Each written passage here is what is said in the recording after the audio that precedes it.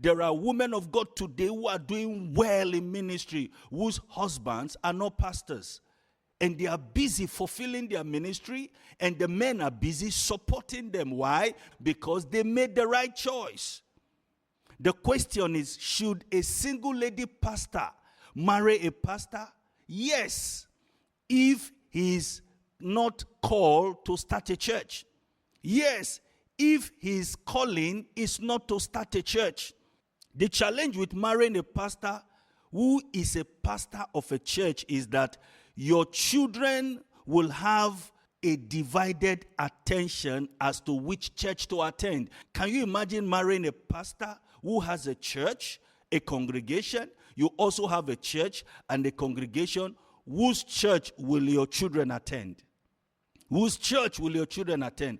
Whose ministry will be closed down for the other person's ministry to strive? That is why you have to be very careful when making a marital choice as a single lady pastor. You have to be very careful when making a marital choice.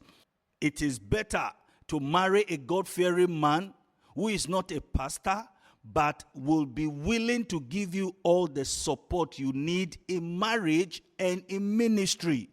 It is better to marry somebody who is not called into the ministry, that will be willing, ready to support your ministry.